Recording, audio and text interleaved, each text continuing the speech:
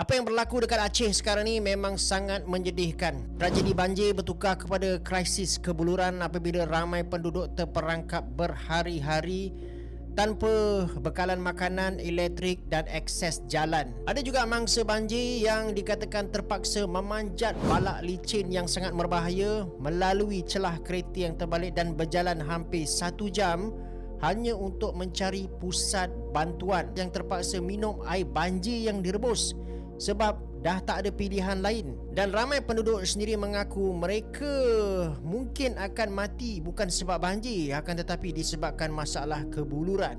Seluruh kampung dikatakan telah pun ditelan lumpur, rumah hanyut dan mayat masih dicari di dalam selut yang sedalam pinggang. Lagi pedih, bantuan pun lambat sampai sebab banyak kawasan terpencil langsung tak boleh diakses. Ada yang tidur berhimpit dalam kedai yang lama, makan saja apa yang tinggal dan berkongsi bekalan kecil sesama jiran. Angka korban dah mencecah 900 orang setakat ni. Pada masa yang sama timbul pula isu pembalakan dan juga pembersihan hutan yang didakwa telah memburukkan masalah banjir. Ini sampaikan kerajaan terpaksa menghentikan operasi beberapa syarikat untuk siasatan. Aceh sekarang ni bukan sekadar menghadapi krisis banjir, akan tetapi krisis kemanusiaan penuh yang memerlukan bantuan tindakan segera disebabkan banyak rakyat mereka di sana yang berhadapan dengan masalah kebuluran. Presiden Indonesia Pak Prabowo dah mengumumkan bahawa operasi menyelamat dan bantuan sedang dipertingkatkan dengan tentera dan juga pasukan perubatan dihantar masuk ke lokasi yang masih boleh diakses. Kerajaan daerah juga turut diminta untuk mengisytihar darurat nasional supaya lebih banyak dana kecemasan boleh dilepaskan, manakala Kementerian Alam Sekitar pula menghentikan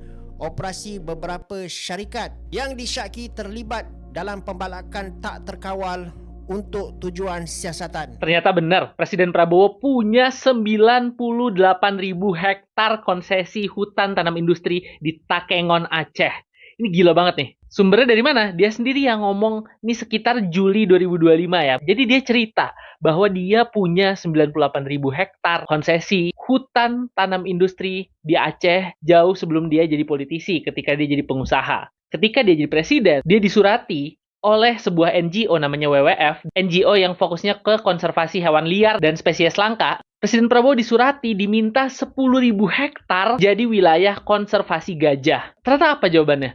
Jawabannya, Presiden Prabowo membalas, nggak 10.000, tapi 20.000 dikasih untuk wilayah konservasi gajah. Kabar pemberian 20.000 hektar lahan ini didengar oleh Raja Charles. Raja Charles pun memberi surat apresiasi lah kepada Presiden Prabowo. Gara-gara surat apresiasi ini ditambah lagi nih, lahan yang diberikan untuk konservasi gajah nggak cuma 20.000, tapi jadi 90.000 hektar.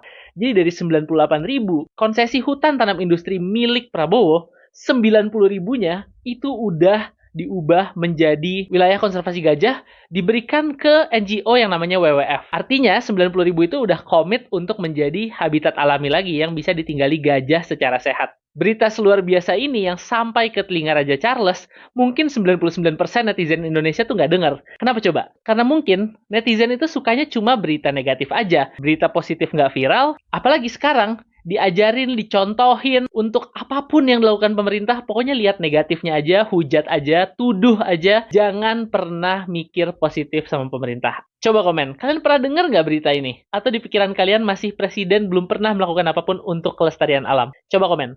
Follow juga boleh. Seluruh rakyat Indonesia, aku tanya sama kalian. Kalian ngerti nggak jalan pemikirannya Prabowo ini? Arah pemikirannya itu kemana coba? Ngerti nggak kalian? Coba jawab di kolom komentar. Gimana coba? Ini rakyat masih bersedih. Masih suasana-suasana bencana di Sumatera. Banyak yang meninggal. Sampai saat ini sudah 800 orang lebih yang ditemukan meninggal. Tapi Prabowo malah pidato tentang kelapa sawit.